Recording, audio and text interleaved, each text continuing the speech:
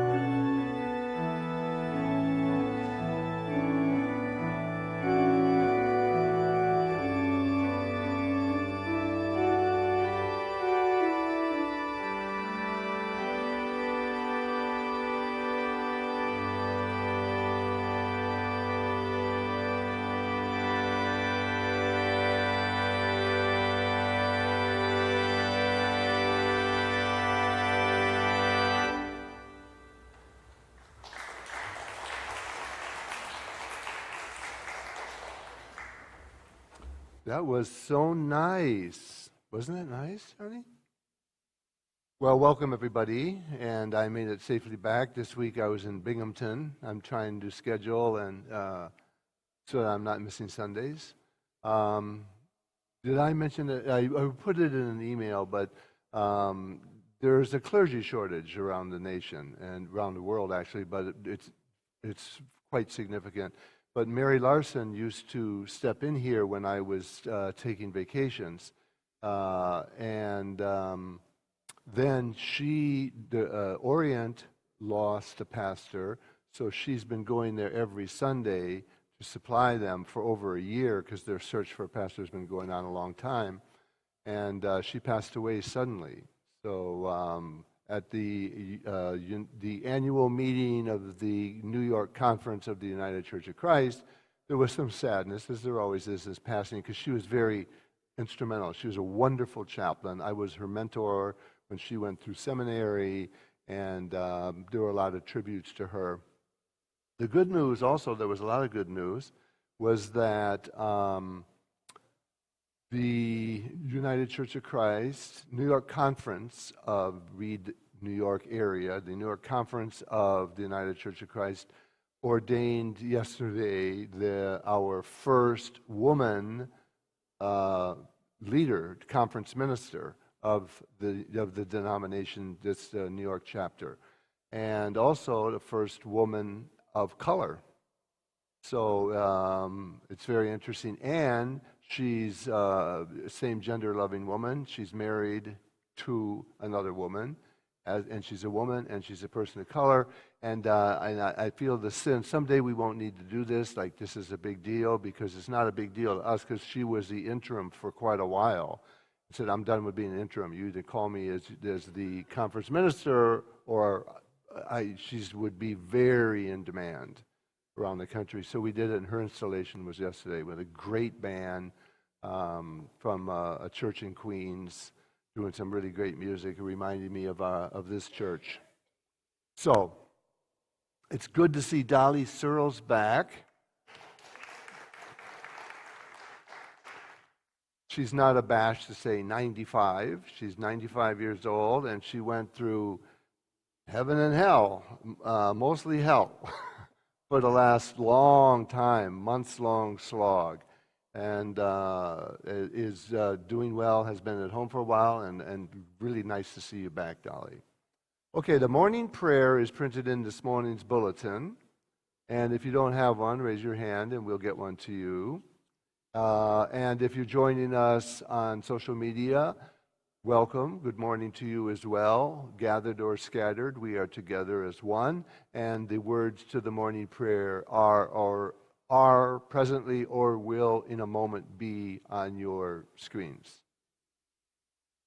Let us pray aloud and together. If God is for us, who can be against us? If God's Son walks beside us, how can we ever walk alone? Who shall separate us from the love of Christ? We are convinced that neither death nor life, neither angels nor demons, nor anything else in all of creation will be able to separate us from the love of God that is in Christ Jesus. Amen. A lot of the service today will be talking about bread, including that we're going to be having the service of communion. Some people use the word Eucharist.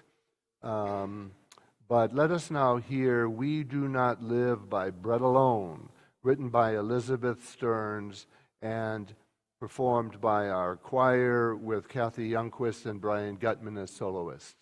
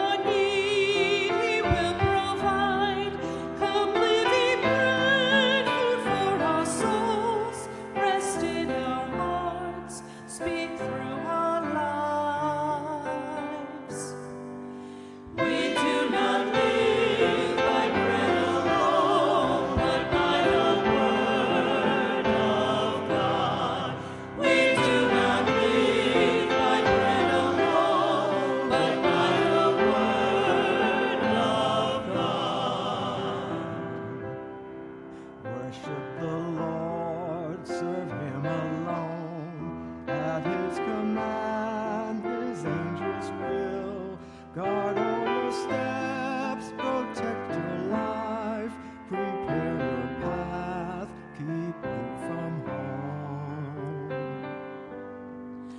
We do not live by bread alone, but by the word of God.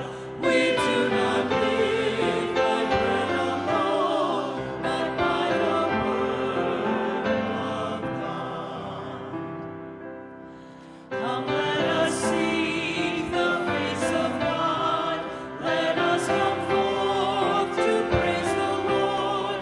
His word goes forth, His love endures, changing our hearts, transform us now.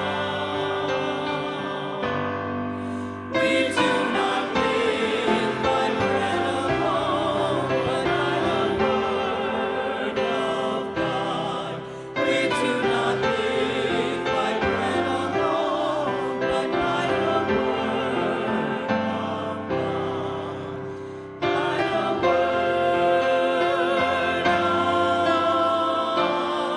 God.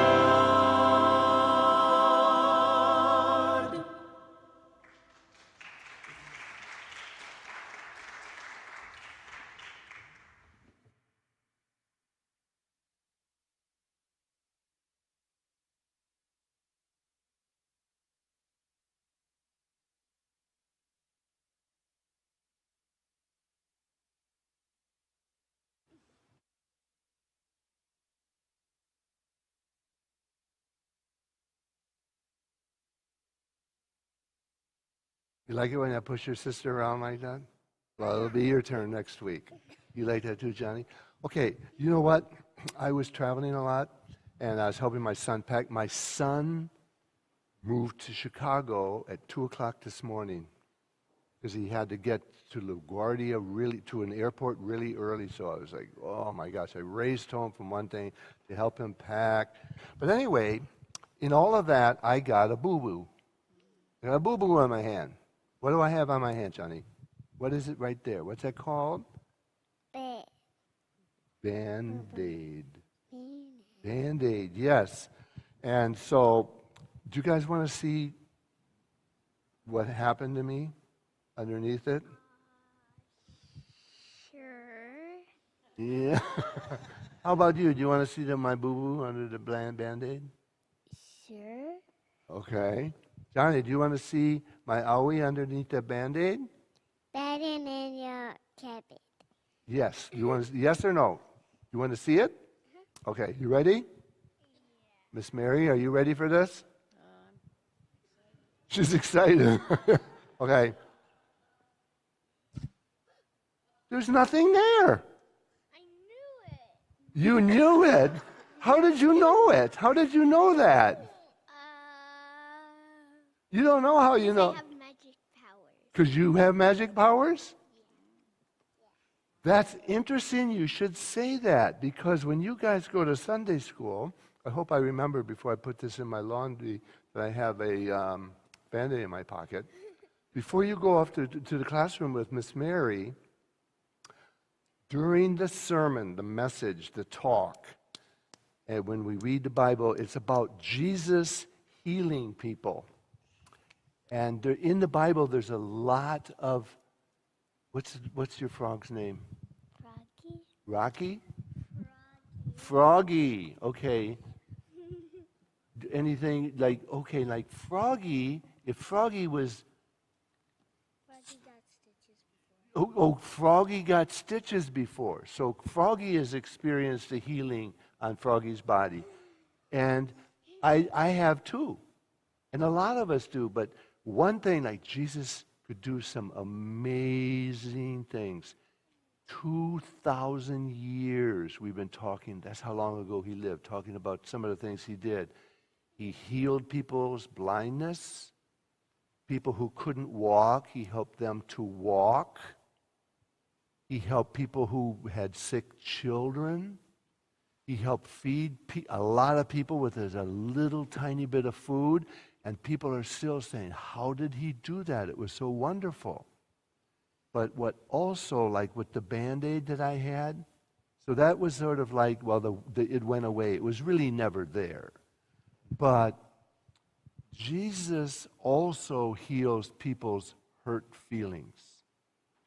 So it's, everybody goes, oh, gee, somebody couldn't see and now they can. Oh, gee, somebody couldn't walk and now they can. Oh, gee, somebody's daughter was sick and now she's not sick.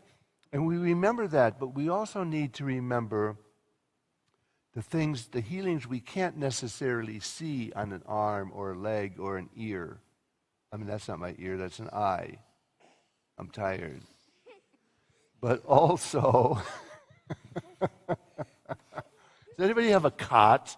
A cot is a little thing that you can unfold and lay on and go night-night. That's what I want to do right now. But also, Jesus heals our insides, our sadness. We were talking about the loss of animals, of pets, right? That there's a way that Jesus shows us this, and you learn this if you stick around Sunday school long enough, that there's a way that kind of healing that a Band-Aid or a doctor or medicine can do, God, Jesus, with the help of us, can heal that sadness. And so that even though your pet is no longer alive in the world, your pet is still alive in your heart, in your soul, in your feelings. Right? Is that true? Okay, thank you. Okay, so you guys can go to Sunday school, and I'm going to try to find a way to get up. Oh, okay. Oh, I made it. Okay, see you guys later.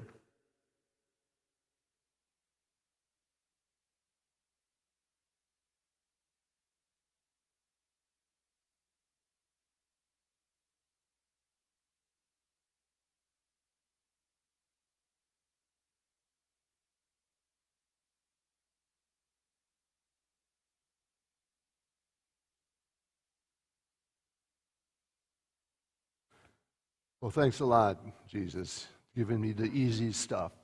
Blindness cured, deafness, walking on water, raising the dead, people with extreme, and that's what they came for. They came to Jesus because they wanted to get healed. It wasn't because they wanted a great sermon on the Mount. They got one, but they were, blessed are the poor. You are blessed in your poverty. And if you stick around, you'll find out why. Blessed are the meek. You know, the Beatitudes that he preached on. So that was some of the internal healing, and that was the first setup. That'll be carried forward, hopefully, for the rest of their lives. So, before we begin the scripture, before I read the scripture and then the message, I want you to know a bit about the situation. Because you're going to hear a couple things in this Bible. And when I read the Bible for the first time, I think I was 36, something like that. It was commuting, and I would read it on this bus. And I got some of these stories. What are they talking about? What's the context? What goes on? So I always like to read the story before the story and read the story after the story to get a context. So I learned little tricks. And I would try to Google words, but they're so old, so ancient, they're not there. Even Amazon has no idea what the Beelzebub controversy is. So I'm going to set up the story. Well, the scripture reading is actually quite simple, and the sermon is based literally, exclusively on this little piece of scripture. It's 12 lines long, 2 different pieces, 6 sentences followed by another 6 sentences. So here's the situation. Jesus and his disciples are on their way somewhere. Okay, so they're traveling. And while they're traveling, they encounter the Pharisees. The Pharisees were a group, let's call it that, within Judaism. Everybody at this time is Jewish, of course, including Jesus. And they were strict adherents of the law. You can't do that because it is unlawful to do that. And so they were the legalists and the lawyers, so to speak, of that time within Judaism. So the Pharisees encountered Jesus and his disciples as they're journeying. They were offended by something the disciples did. It was the Sabbath, by the way. So the disciples do something, and the Pharisees say, whoa, whoa, whoa, whoa, whoa. Wait a minute. Wait a minute. So when that happened, Jesus jumps in and reminds the Pharisees of a story in the Bible. So you're saying something about the Bible, which you'll hear, and that how the disciples violated this, and oh, you're in trouble now, buddy. I got my ticket here, and I clocked you on radar, and you're done. And then Jesus says, well, wait a minute. Do you remember a story in the Bible? So he's reflecting the biblical literacy and legalism back to them. And they were very familiar with that story. But they knew what he was talking about. Just like when I was at the New York conference. By the way, Reverend Dr. Marsha Williams is an amazing preacher, an amazing singer, an amazing woman, amazingly dedicated. Her daughter and prospective son-in-law were there to see her installed. A true blessing to us. So here's the backstory of that little scenario. Okay, Jesus and the disciples are walking. The disciples do something. The Pharisees say, no, no, no, no, no, no, that's bad. We're going to put you down for that. And Jesus says, wait a minute, you remember the story in the Bible? And so then this is where it takes off. So the story in the Bible that you'll hear in just a couple sentences is that David, before David became king, David, who ostensibly is attributed to having written the Psalms, Jesus in the Bible, the lineage of Jesus is drawn directly back to David. So this is not just some wannabe hero of the day, some United States senator who had pomp and circumstance, and then he's pumping gas, or you forget who they are. Paul Ryan, he was huge in Congress, and then sort of went away when he left. Well, David's not like that, because Jesus proudly traces his lineage, Ancestors.com, right, back to David. So anytime you bring up David, you're talking about the great, great, great, great, great, great, great, great, great, great, great, great grandfather of Jesus. So David is running from King Saul because King Saul was nuts. So Saul was king, and when you were king, you were appointed by God. So you had it's not just like you got elected, but you were a king and you were serving under the authority of God. There was no separation of church and state. There was like church, state, up, down, good, bad, young, old, live, dead. It's all very much in the mix of the religious order, Judaism, politics, ethics, morals, music, everything is from this mix. So King Saul is the king, but he's also the anointed by God. But he begins to feel that David might be coming up in his replacement, to the point where King Saul's son, Jonathan, actually sided with David and thought David is making some good decisions here. So Saul, who we would nowadays say had a psychotic break, and several of them well documented in some fascinating stories, tried to kill David.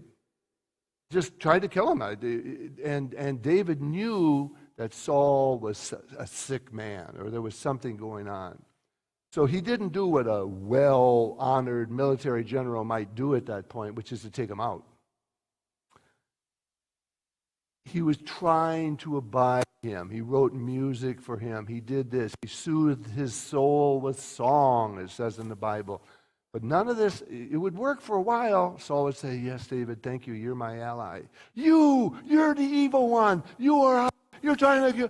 And it's like, oh, no, here he goes again. So David and his posse run away. let's get out of here. We got to just get out of here. Because he didn't want to kill him. So David and the soldiers ran, and as they did, they got hungry. They're hungry. They're all forever, and it's like, my gosh, I'm thirsty. I'm hungry. No place, Denny's was closed. Even the Waffle House. You couldn't even find belly up at the Waffle House with all the other drunks at 4 a.m. There was nothing open. So they get hungry and they enter the only place they can find, which is the temple, the synagogue, the church. Okay? Got it? You don't need a recap, I hope. David's nuts. Saul is nuts. David and his posse run away. And so that is the story that Jesus is telling to the Pharisees. Sounds strange, doesn't it? We'll unpack it in just a second when we hear the scripture. So the disciples are doing something. The Pharisees take offense because they're the legalists. Jesus says, wait a minute, I'm going to tell you a story, and reminds them about David and Saul and them running away. So here's the scripture. It's only 6 lines. One Sabbath, Jesus was going through the grain fields as they, the disciples with him, made their way. His disciples began to pluck heads of grain. The Pharisees said to Jesus, look, why are they doing what is not lawful on the Sabbath? So here's this Jesus, young upstart dude. These guys, your right-hand guys, are breaking the Sabbath, and you're standing here watching them pluck grain on the Sabbath? Because that's work. Harvesting is work. You can't do that. That's why if you're really kosher, not really kosher, but is it ultra-conservative as well as the Hasidim that don't use elevators? There's kosher elevators, so you don't have to push the button on the elevator. If you go to Israel, there's 3 elevators, and then there's the kosher elevator, so you don't have to, because that's work. Lieberman walked. If you become elected vice president of the United States, how are you going to get to the White House? Well, I'll walk if I have to go there on a Sunday. What if there's a war had broken down? Well, the Sabbath says in times of emergency, la-di-da-di-da. So that was all, there are adherents to that to this day. I don't know of any in this community, but they might be here also. Why are they doing this on the Sabbath? Plucking heads of grain and eating them, and it's on the Sabbath. And Jesus said to the Pharisees, have you never read what David did? Did it? When he and his companions were hungry and in need of food? They, of course, knew it. He said, by the way, Reverend, have you ever read the Bible? That's what Jesus is saying in a way. Maybe without the attitude, but I think with plenty of that attitude. Have you never read what David did when he and his companions were hungry and in need of food? Of course they did. How David and his posse entered the house of God when Abiathar was high priest, and they ate the bread of the presence, which it is not lawful for any but the priests to eat. And he gave some to his companions. You see what's happening here? They're starving. They go into the temple. The priest gives them the communion bread, for want of a better word. I told you bread's going to be here. We do not live by bread alone. So he says, communion bread, something to eat. Then Jesus said to them, the Sabbath was made for humankind, not humankind was made for the Sabbath. The laws were meant for us. We're not here just as people to obey the laws. And then he said something even more astonishing to them. So the Son of Man is Lord even of the Sabbath. So I, as the Son of Man, who he never said, I am God. Jesus never said that. He never said, worship me. But he did take on this marker, this name, the Son of Man. So the Son of Man is Lord even of the Sabbath. Oh, you can change even the Sabbath rules, can you? Is what they're thinking, I'm sure. So,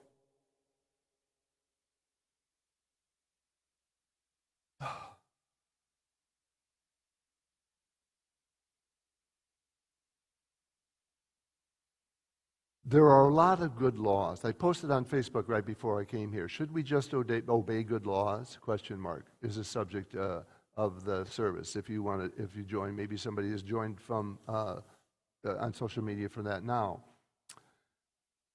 I can't teach that to these kids in the front row. You know, when your mom says, don't eat a cookie before dinner, if it's not a good idea, don't listen to her. It's like, I would be in trouble, wouldn't I, Heather? So, like, you say, but what do you mean?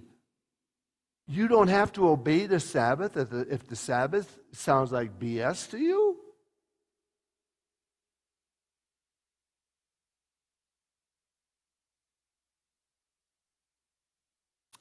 This was a very, very threatening thing to say to the ones who are in charge of the temple.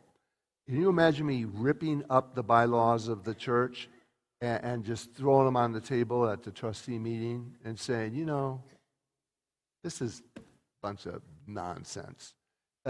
It's dramatic. It's even more than that. And by my authority, I will declare that these laws are...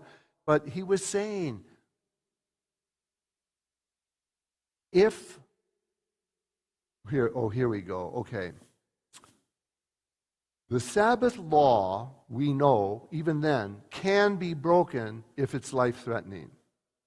So Lieberman was saying, I'm going to walk to the White House, but if the Capitol's on fire or the war has been declared, or then I can get in a car and drive there.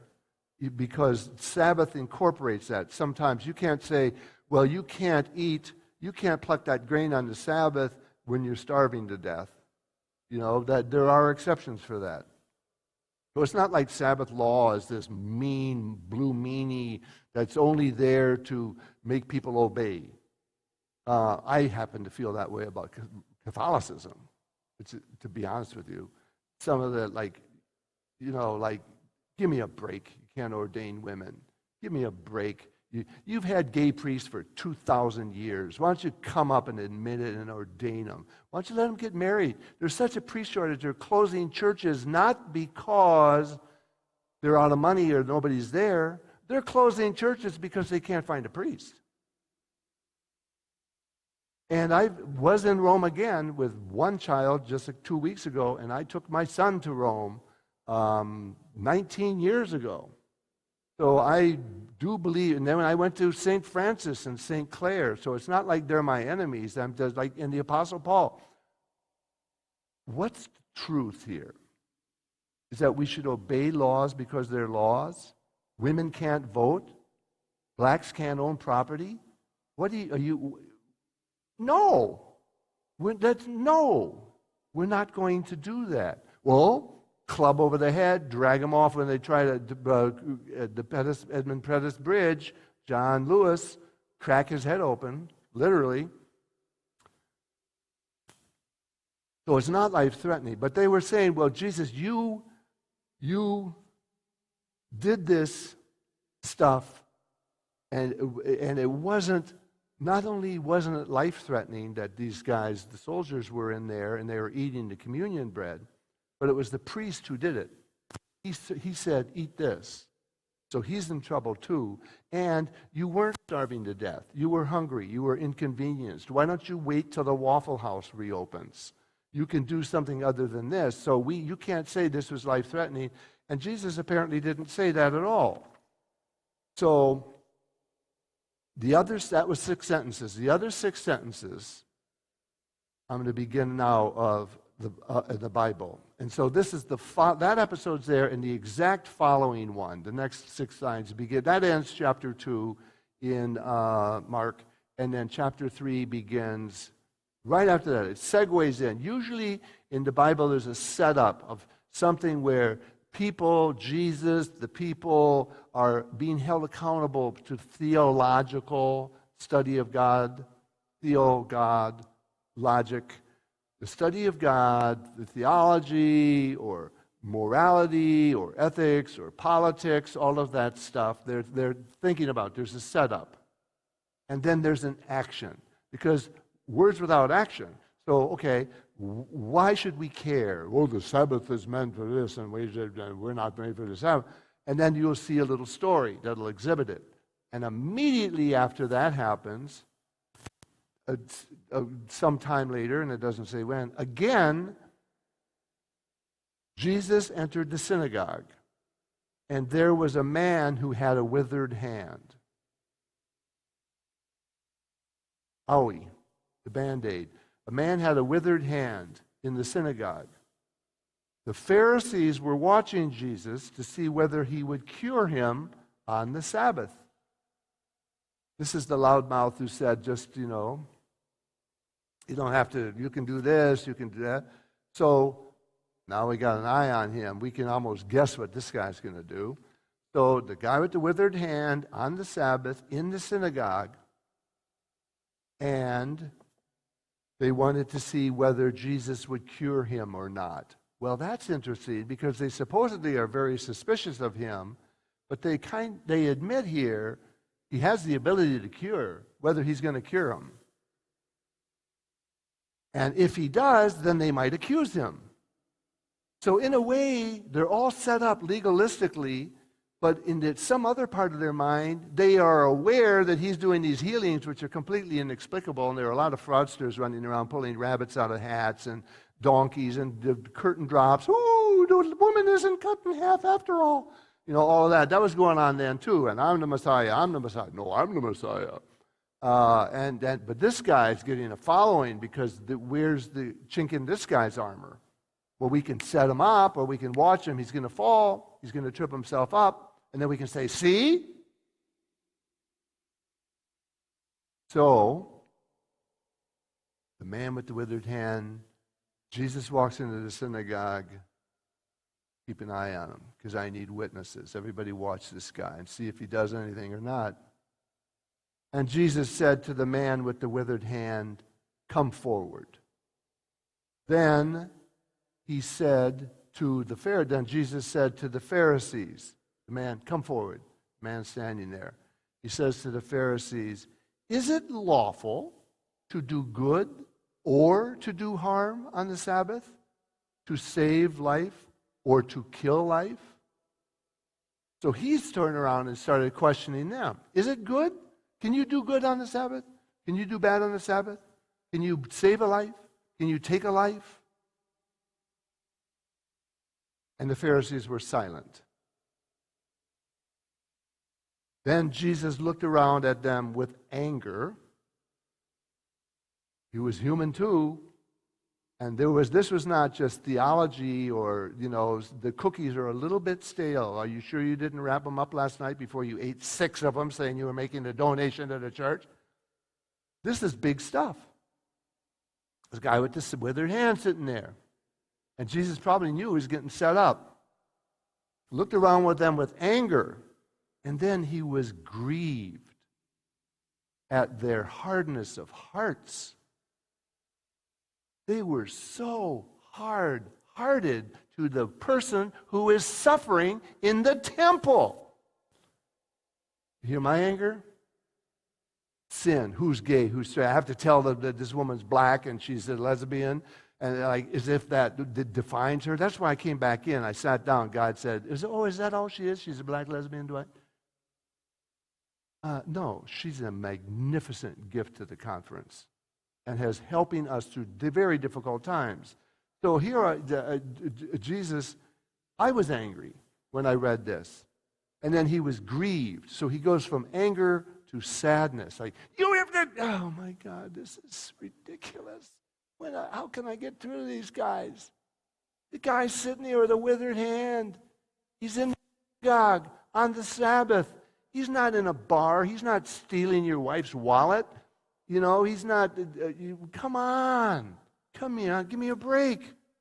So he's grieved at the hardness of their hearts, and then he says what? Well, I'm out of here. I'm not getting paid enough to do this stuff.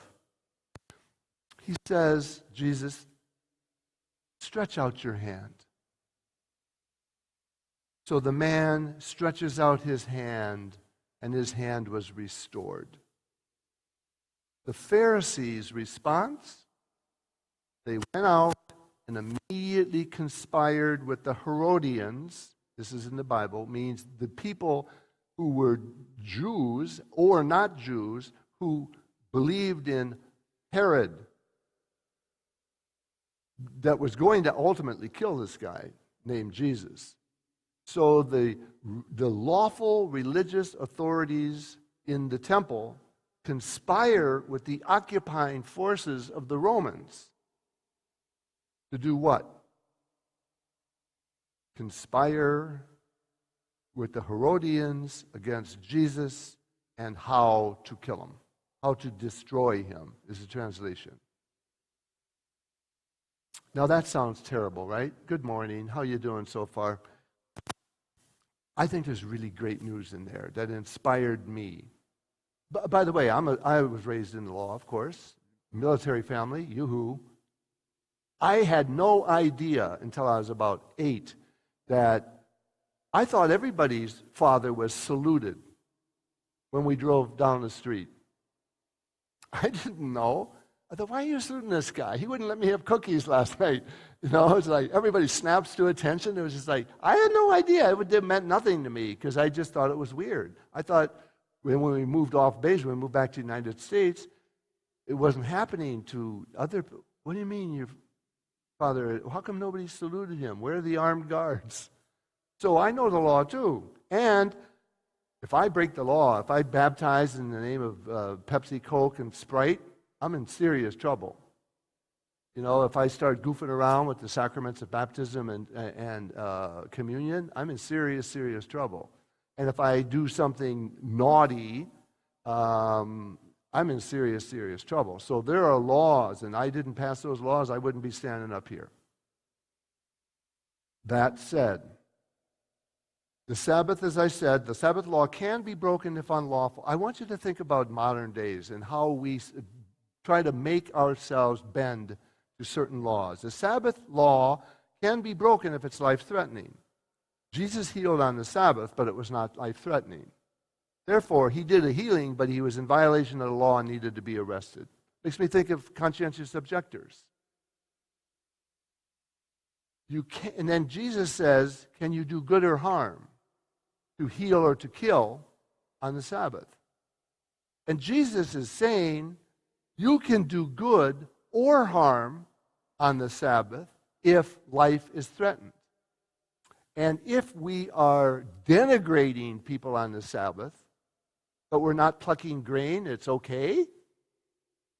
If we abuse and ignore a person with a withered hand sitting in the sanctuary that can't pick up a cup, and there's a healing of soul or body, and it's not authorized because you can't do anything like that after 11 because you're supposed to be doing worship, or if something happens like with Jen's mother and you can't stop a worship service because a woman goes out on an EMS stretcher. This is the house of the Lord. This is the Sabbath. How many people go out on stretchers every day? You know, this is the house of the Lord. You don't stop a worship service because somebody gets sick. You want to bet? That's sort of how it can be implicated in a way. Jesus moves to doing good on any day of the week because it is good to do good, whether it's the Sabbath or not. We need more goodness more than we need more Sabbath laws. You know, like John Lennon and Taxman. If you try to sit, they'll tax your feet. If you take a walk, if you try to sit, they'll tax your seat. If you take a walk, they'll tax your feet. Beware the pennies on your eyes, because they'll take them too, because I'm the tax man. And it's like, we can do this by our authority. It doesn't matter what your situation is. Jesus was saying, in a context like that, with Roman occupation, do good, period. If it's good, do good. Sabbath or not. Because goodness is where the Sabbath laws are supposed to be helping us. They are here to help us serve. Keep your hands off the people, the children. Don't berate people if they don't have any money to put in the basket. On and on and on. Just because the rules are to help us. Like, you shouldn't start doing four-letter word expletives. Shouldn't come in here light up a cigarette. You shouldn't, there's a million different things that you do, and of course, other people, including myself, would be disdainful of that sort of stuff. But basically, if you're doing something good, then let it go. Refusing to heal someone because it's Sunday. Sorry, the healing is closed for the day. It's Sunday. It's ridiculous.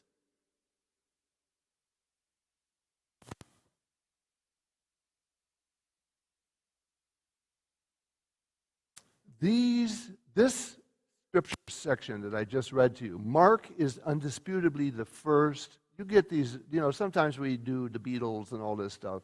You're getting a teaching sermon on the Bible, which I believe in. The lessons of life are all over the place in this book. So, Mark is undisputably the first gospel, the first one written, Mark. There's the synoptic gospels, which synopsis means similar.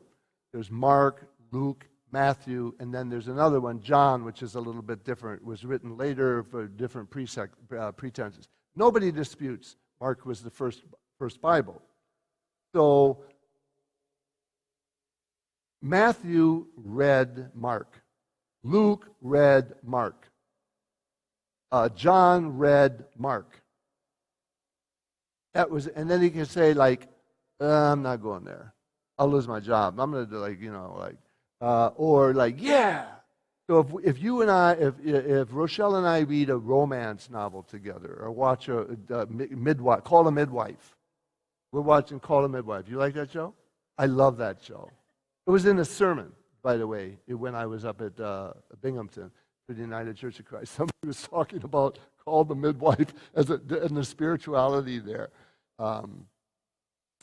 So we watch an episode, and I talk about the pain of the delivery and the mess and the husband and the poverty, and you talk about the hope and the love. It's the same story. It's the same episode. We can go back and watch it. You know this, but we will. Have you ever read the same book twice and you come up with different things?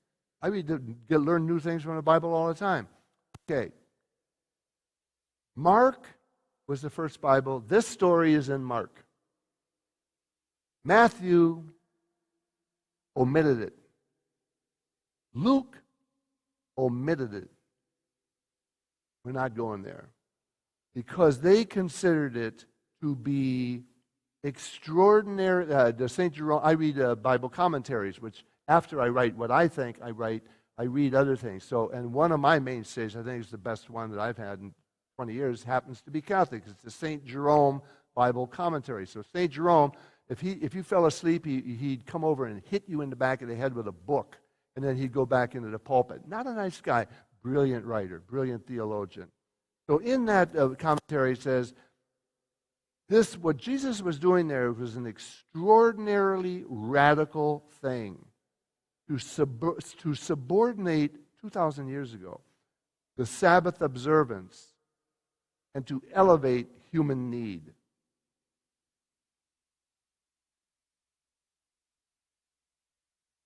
Somebody told me yesterday about in the Puritan ages in the Christian church, not just Judaism, where a guy fell into a puddle and on his way to church and went home and washed his clothes, got the mud off, and then did whatever he tried to do to dry them really quickly and got dressed quite fast and came into the church late.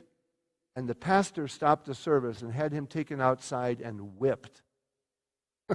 because he was late for church. Puritan America. So this is not anti-Judaism and pro-Christianity. It's like, well, the law is show up on time, dress accordingly, children should be seen, not heard, blah, blah, blah, blah, blah, blah, blah, blah, blah, blah, blah, blah. All of these rules. That when I talk to the Presbyterians, which are called jokingly amongst in clergy circles, the chosen frozen.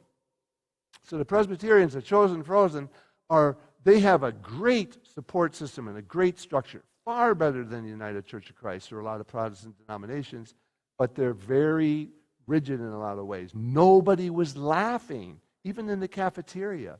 I thought, is this because of this? Well, they have a committee on how to turn on your directional. You know, it's like, do you do it quickly? Can you everything is governed by laws. Everything has a committee. Everything has a procedure. But if Jesus says, ditch it if it is not elevating human people. Conclusion. And I'm making this up.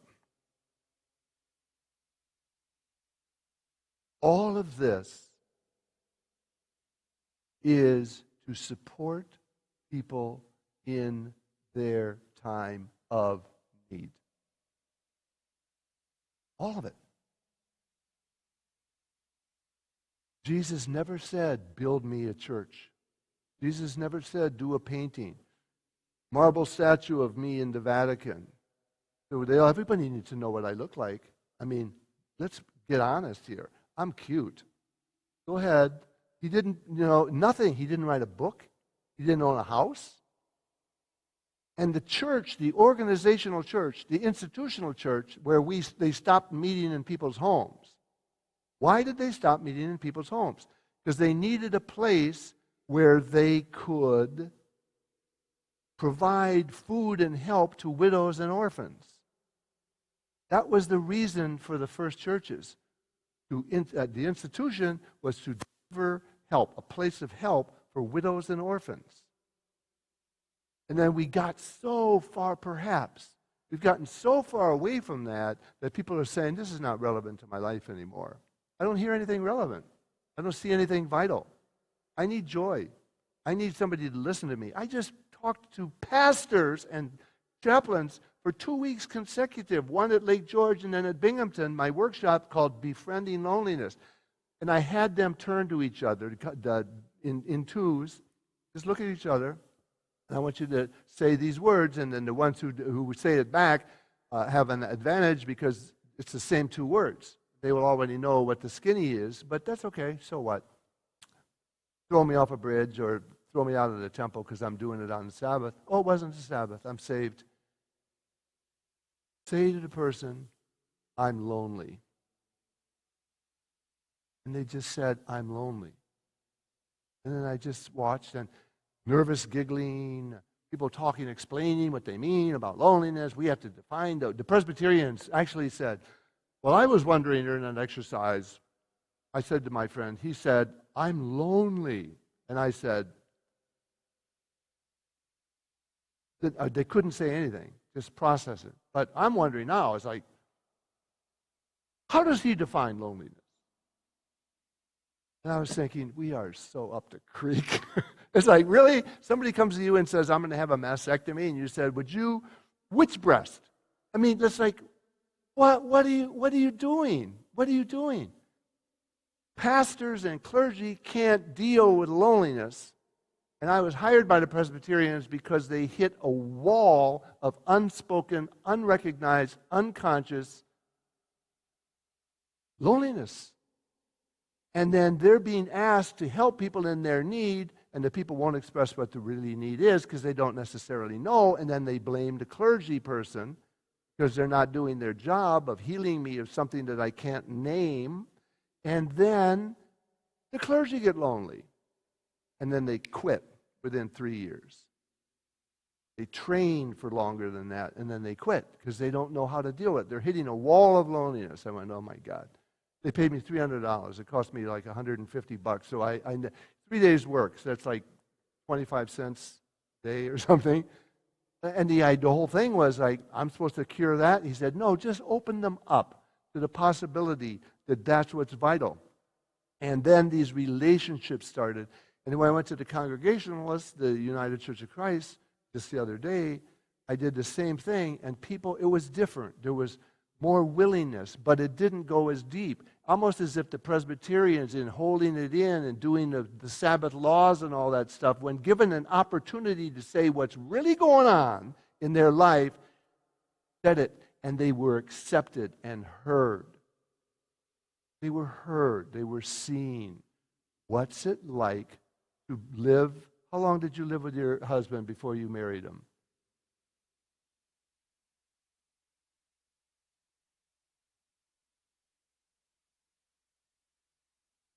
Okay, 3 years and then a break, and then from 2009 until last year or whatever, lived with his husband.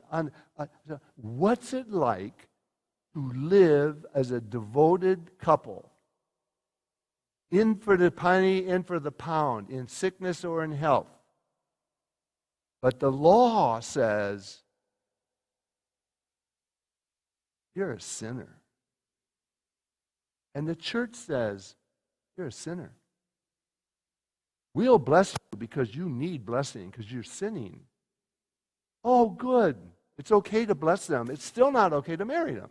But what is going on with these laws? So the laws that we have, including unspoken laws like this sanctuary should be full, or the music should be like this, or the pastor should always wear a robe, or all of the things that we do, they're not vastly, I don't see it here in years, where they're meant to demean or put somebody down or runs on power. I think it's trying to facilitate, but how do we spend the money? The money is less and less coming in. Thank you if you help us out with that. Paying with like $200,000 for a sewer that nobody can see. It's underneath sod now. Come to the Congregational Church of Play. It's a great place to flush. You know, how do we do this? Well, authentic relationships. I really think this is it. I really do. And it's not easy for me to be there. And how does the clergy let their guard down, feeling that the silence that comes back will make them never want to open their mouth again? It happens a lot. And it happens conversely. You say something authentic to somebody about you're in recovery, or you're a recently married gay man, where do those feelings go? Where does the curiosity go? And to look into somebody's eyes, meet them where they're at, just listen to them. Because they were pretending. I gave them words, I'm lonely, and I'm lonely. And what happened is it triggered the loneliness that's always there, but we repress it, or we're not feeling it now. Tom Savastano, I'm never lonely. I can't wait to get upstairs into a bedroom and open a book and sit down and have a little quiet time. I said, what if Carolyn died? I'd sell the house. This place is too big. I can't handle the memories. So it's not like you should sit around and think about that. My son left at 2 a.m. I was weeping because I'm lonely for the guy I can't stand when he's here. You know, I'm lonely. He's going to be gone a little over a year, but before he left, I'd already booked my first trip to visit him. And he's doing good stuff, but still, I can't tell him I'm lonely. Go. But what do you do with those feelings? I think you not only bring them to prayer, bring them to the Lord, but if we bring them to each other, that's what Jesus said. Forget about what you're going to look like, what they're going to say, who's going to be offended, who says we don't do that here. When they act like that, and you come to that time and me, and don't ignore them, dear God. Don't ignore people who come here on a Sunday morning, who worship, and to get something. You're here for something, you know, not brunch. That need that we see in each other will help the church survive, it'll help our relationships survive, and it will lead us into communion.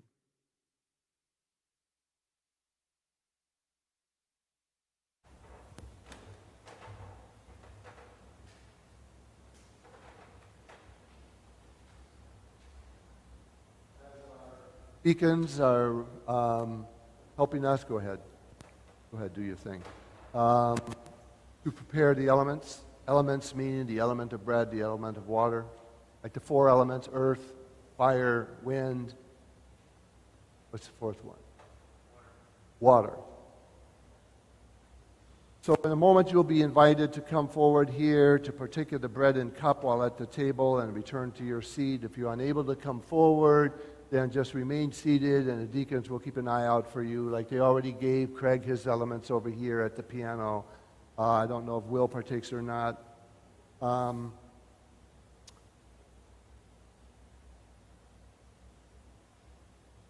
Isn't it interesting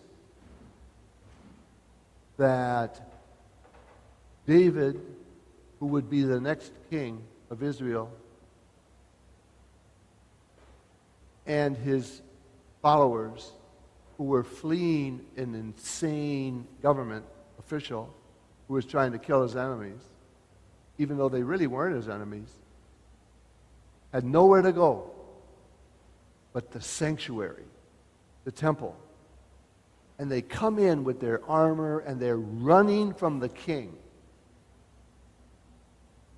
And the priest greets them and looks around, and the food pantry is empty, and the soup kitchen is not cooking, and the doors to where the refrigerator is locked, and the back refrigerator is empty, just like here. And the deacons had done this, and he said, you know what? Come and eat the elements of communion. He fed them. And because he violated authority, it didn't go well. Because King Saul went into a city called Nob, N-O-B, and he ordered the execution of all the priests. Just to put out a lesson. And this priest must have known. And the priest must have known, I'm giving them bread because they're hungry. And they may not know it, but I am giving them the bread of salvation, of love, of justice, of hope, of peace. And this bread will sustain them in their life. And that we did this knowing what a bold gesture this is. And we don't get whipped if we're here and we're not Christian and we don't want to participate in it. We are loved and blessed. This is the body of the living Christ. This is the blood, the sustaining, nurturing elements of the Christ that keep us alive and sustain us and bring us back time and again, day after day, till our days are no more. And in the upper room, on the Thursday, and that day before his execution, Jesus had what we call the Last Supper. And at the Last Supper, he instituted something that became known as Eucharist, communion, cup of service of the cup and the bread, whatever. That's where it began. How do we remember you in your absence, so that it isn't just like, well, he was a great preacher, but he's gone now. Well, Jesus said, he took the bread, he prayed, and he said, this is my body, broken for you. Do this in remembrance of me as you share the bread amongst yourselves this evening. In the same way, he took the cup. Your fleeing oppression, your fleeing powers that are vastly more influential over your lives than you would ever want, but you can't seem to get away. You're fleeing domestic violence. You're fleeing loneliness. Come to the table. Partake of the bread of life. Share in the cup of blessing. Pour it out like my blood soon will be. Pour it out in love of you, that in my absence the sustaining and the salvation continue, so that 2,000 years later I'm still alive in your midst.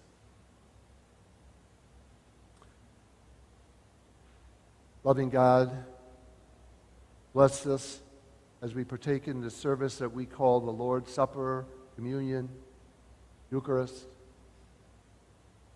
And we do so in your name. Amen. You may now come forward to receive the cup of the staff of life, the bread, receive a blessing, take the cup, drink it here, put the cup in the garbage can, and then return to your seats, starting over here, please.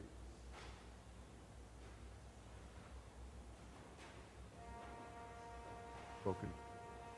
Cup of blessing.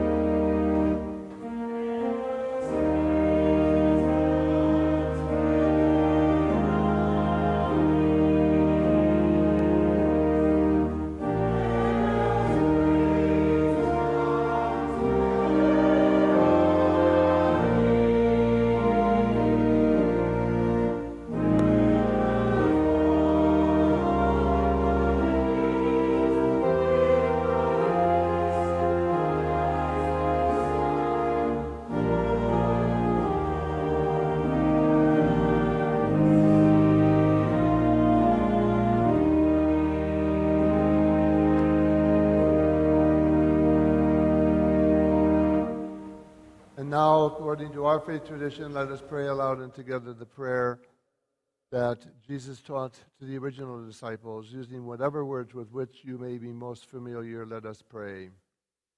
Our Father, who art in heaven, hallowed be thy name. Thy kingdom come, thy will be done. This is the day.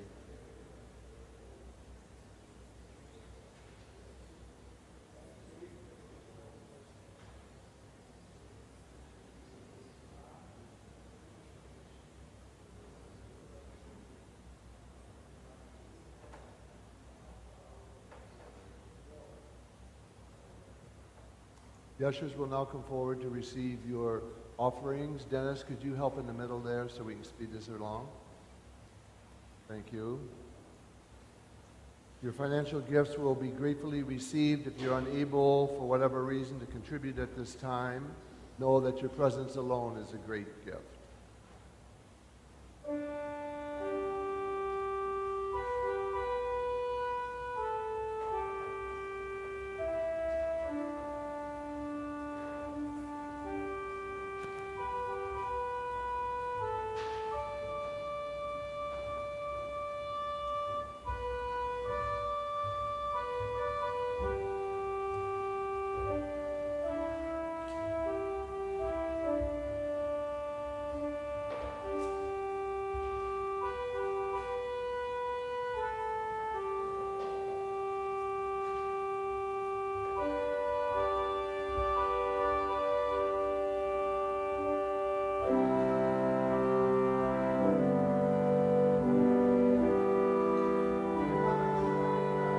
Amazing Grace.